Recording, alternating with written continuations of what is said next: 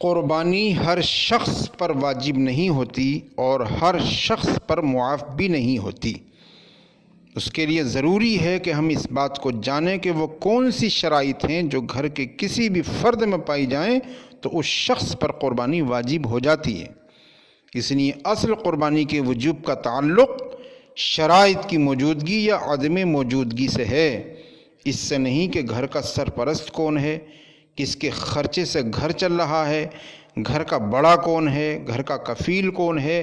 اس لیے قربانی کے 3 دنوں میں خاص طور پر گھر کے ہر فرد کو چاہیے کہ وہ حساب و کتاب کرے اور غور و تفکر کرے۔ جن کے اندر یہ شرائط قربانی کی پائی جائیں اس پر قربانی واجب ہے، جن میں نہ پائی جائیں ان پر واجب نہیں ہے،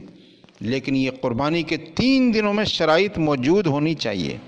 مثال کے طور پر ابھی قربانی میں دن کافی موجود ہیں، ابھی کسی کے اندر مکمل شرائط موجود ہیں، لیکن قربانی کے 3 دن شروع ہونے سے پہلے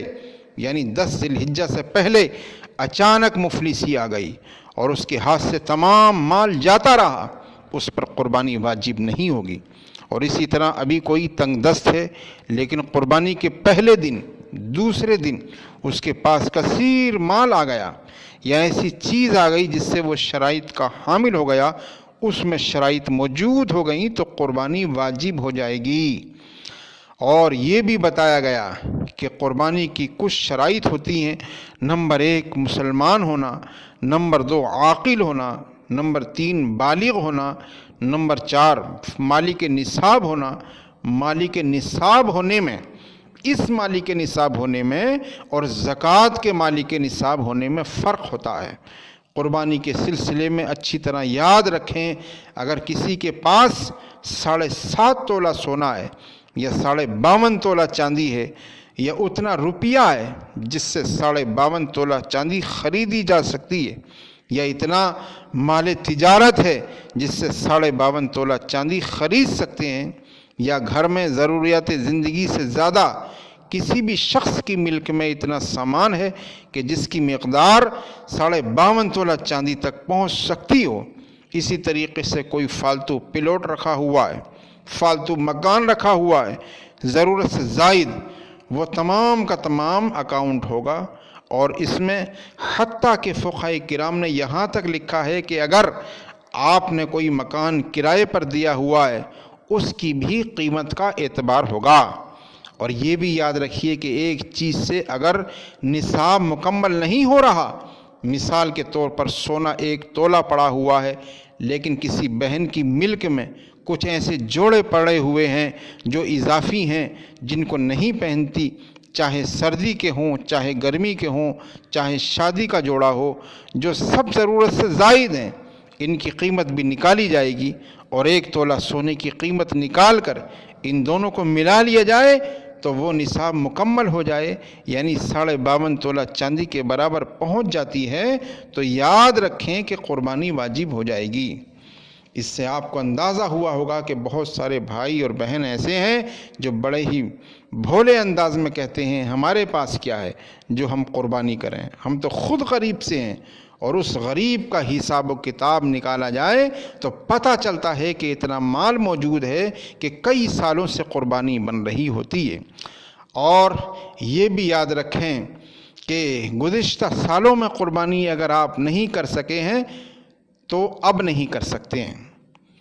اب اتنی قیمت صدقہ کرنا واجب ہوگا، کسی غریب کو اتنی قیمت دے دیں جتنی کی قربانی ہوتی ہے۔ آسانی کے لیے مثلا جتنا حصہ چل رہا ہو اتنے حصے کے پیسے قربانی کے بدلے میں گویا کہ آپ کو دینے ہیں۔ مثال کے طور پر آپ 6 سالوں سے قربانی نہیں کر رہے تو 6 سال کی قربانی بن گئی، اس 6 کو موجودہ حصے سے ضرب دے دیں، جو حاصل ضرب آئے گا اتنی رقم گویا کہ آپ کو اپنے سابقہ قربانی نہ کی گئی کوتاہی کے کفارے کے طور پہ صدقہ کرنی ہے، تو آپ بری الذمہ ہو سکتے ہیں اور توبہ علیحدہ کرنی ہوگی۔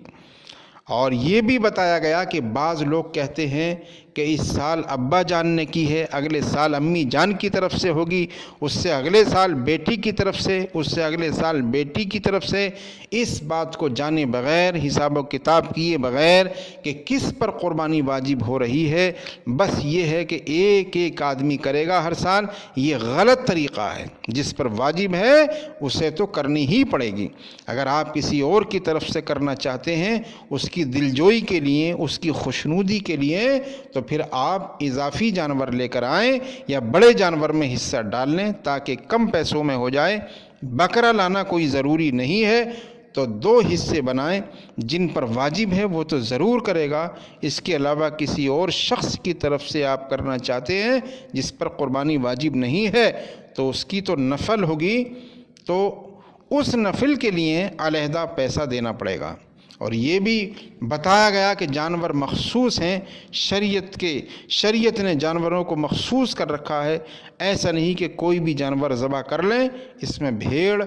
دمبا، بکرا، بکری، دمبی یہ سب شامل ہیں، بھینسا وغیرہ، اسی طرح نر اونٹ اور مادہ یہ سب کے سب شامل ہیں۔